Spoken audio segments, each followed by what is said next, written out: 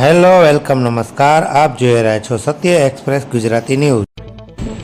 સુરેન્દ્રનગરના ખેરાળી ગામ પાસે નર્મદા કેનાલમાં ટ્રેક્ટર પડી ગયું હતું। ટ્રેક્ટર નર્મદા કેનાલમાં ખાબકતા ખેરાળી ગામનું દંપતી કેનાલમાં તણાયું હતું। ખેરાળી ગામમાં રામદેવપીર ચોકમાં રહેતા બાબુભાઈ કમેજળિયા નામના ખેડૂત પોતાના ખેતરમાં જઈ રહ્યા હતા। એ વખતે અકસ્માતે તેમનું ટ્રેક્ટર નર્મદા કેનાલમાં પડી જતા પત્ની અનસોયાબેન સહિત બંને તણાવા લાગ્યા હતા।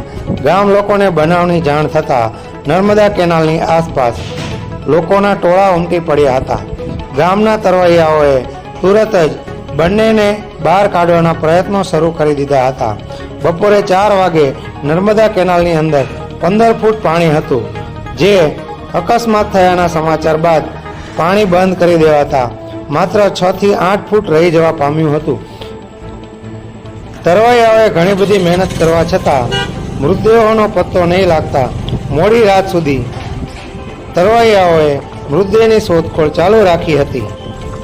બનાવની જાણ થતાં જ પોલીસ તંત્ર, ફાયર બ્રિગેડની ટીમ તેમજ અન્ય વિભાગના સરકારી અધિકારીઓ પણ દોડી આવ્યા હતા અને મદદ અને શોધખોળના તમામ પ્રયત્નો હાથ ધર્યા હતા।